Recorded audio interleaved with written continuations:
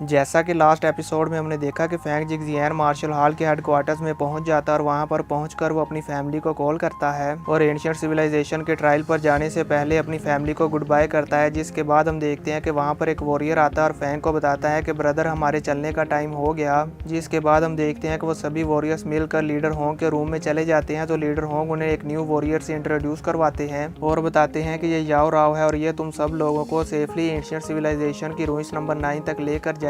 फिर हम देखते हैं कि याओ राव उन सभी वॉरियर्स को अपने स्मार्ट फाइटर जेट में बिठाकर एंशिएंट सिविलाइजेशन की रूइंस नंबर 9 की तरफ लेकर जा रही होती है और रास्ते में वो उन सभी वॉरियर्स को एंशिएंट सिविलाइजेशन की रूइंस के बारे में गाइड करती है और बाकी सभी एंशिएंट सिविलाइजेशन की रूइंस के बारे में भी बताती है कि वो दूसरी रूइंस कितनी ज्यादा खतरनाक है। जिसके बाद हम देखते हैं कि वो उन सभी वॉरियर्स को एक कम्युनिकेशन वॉच भी देती है जो उन्हें एंशिएंट सिविलाइजेशन की रूइंस में लिखी हुई बातों को ट्रांसलेट करने में हेल्प करेगी। और एपिसोड के लास्ट में हमने देखा कि याओ राव उन सभी वॉरियर्स को लेकर एंशिएंट सिविलाइजेशन की रूइंस नंबर 9 पर पहुंच जाती है।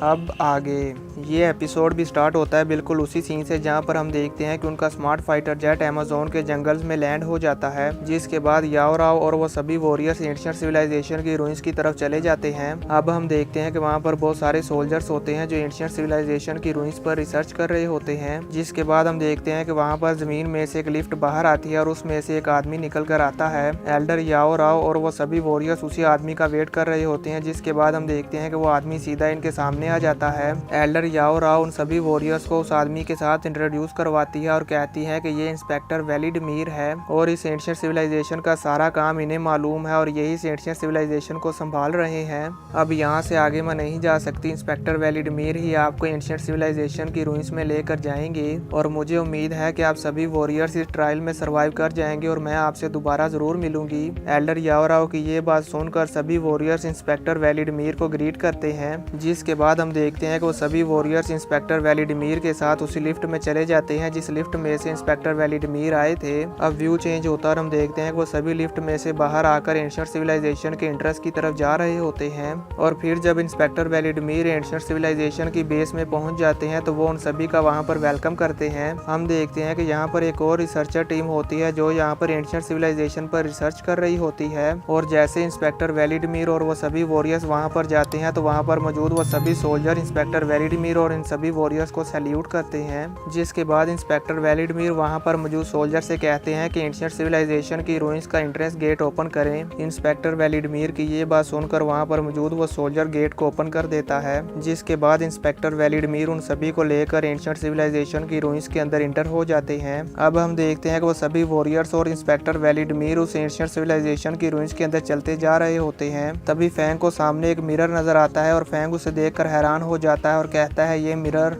तो इंस्पेक्टर वेलिडमीर उसे बताते हैं कि तुम गलत सोच रहे हो, ये कोई मिरर नहीं है, ये इस एंशिएंट सिविलाइजेशन रूइंस का एंट्रेंस है जिसके अंदर जाने के बाद तुम सबका ट्रायल स्टार्ट हो जाएगा। इंस्पेक्टर वेलिडमीर की ये बात सुनकर वो सभी वॉरियर्स हैरान हो जाते हैं। जिसके बाद इंस्पेक्टर वेलिडमीर उन्हें बताते हैं कि अगर तुम एक बार इसके अंदर इंटर हो गए तो फिर आप इसके अंदर से तब तक बाहर नहीं निकल सकते जब तक कि आपका ट्रायल खत्म नहीं हो जाता। जिसके बाद हम देखते हैं कि वो एंट्रेंस गेट ओपन हो जाता है और वो सभी वॉरियर्स उसे देखकर हैरान हो जाते हैं। जिसके बाद देखते हैं कि फैंग को अपना एक फ्लैशबैक याद आता है जिसमें एल्डर होंग उन सभी वॉरियर से कहते हैं कि आप सभी के यहाँ से जाने से पहले मैं आपसे कुछ पूछना चाहता हूँ। जैसा कि आप सभी जानते हैं कि हमारी ये ग्लोबल हेडक्वार्टर की बिल्डिंग एक असली स्टारशिप से बनाई गई है।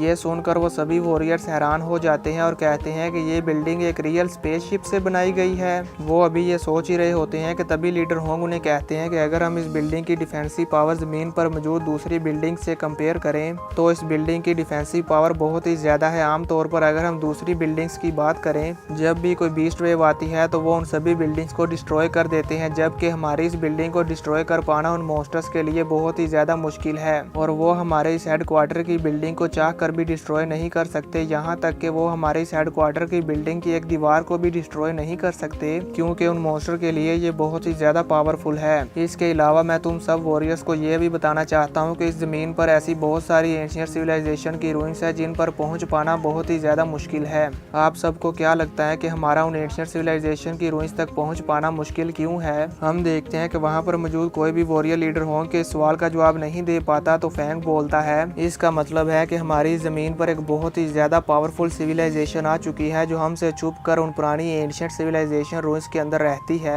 फैंग की ये बात सुनकर लीडर उसे कहते हैं कि हाँ तुम सही कह रहे हो, जिसके बाद लीडर उन सभी वॉरियर्स को बताते हैं कि हमारी इस छोटी सी अर्थ पर अब भी बहुत सारी रूइंस ऐसी है जिनके अंदर इंटर होना मुश्किल है। अगर हम इस पूरे यूनिवर्स को देखें तो पहले यहाँ पर बहुत सारी ग्रेट सिविलाइजेशंस रहती थी और वो सभी सिविलाइजेशन हमसे बहुत ही ज्यादा स्ट्रॉन्ग थी। अब मैं जो बात बताने वाला हूँ इसे आप सभी वॉरियर्स बहुत ही ध्यान से सुनना। जिसे हम लोग वॉरियर कहते हैं, जनरल कहते हैं और हमारा ये गॉड ऑफ वार रैंकिंग का जो सिस्टम है ये हम ह्यूमन वॉरियर्स की सिर्फ एक बेसिक स्टेज है। यहाँ तक कि मैं इस वर्ल्ड के सबसे स्ट्रॉन्गेस्ट पर्सन के तौर पर जाना जाता हूँ, पर मैं भी इस गैलेक्सी की दूसरी सिविलाइजेशन के सामने डस्ट के बराबर हूँ। ये सुनकर वहाँ पर मौजूद वो सभी वॉरियर्स बहुत ही ज्यादा शॉक हो जाते हैं और कहते हैं कि लीडर इतने ज्यादा स्ट्रॉन्ग होने के बावजूद अपने आप को डस्ट के साथ कंपेयर करते हैं। जिसके बाद लीडर उन सबको कहते हैं कि अगर आप सब वॉरियर्स भी इस वर्ल्ड की असलियत को देखना चाहते हैं सो आप सभी को अपनी लाइफ की लिमिट्स को ब्रेक थ्रू करना होगा और इस वर्ल्ड का सबसे टॉप वॉरियर बनना है और अपनी फाइटिंग स्पिरिट को हमेशा बरकरार रखना है ताकि कोई भी चीज तुम्हें रोक ना सके। और इसी के साथ हम देखते हैं कि फैंग अपने फ्लैशबैक से बाहर आ जाता है और लीडर होंग की ये सारी बातें सुनकर बहुत ही ज्यादा हैरान हो रहा होता है।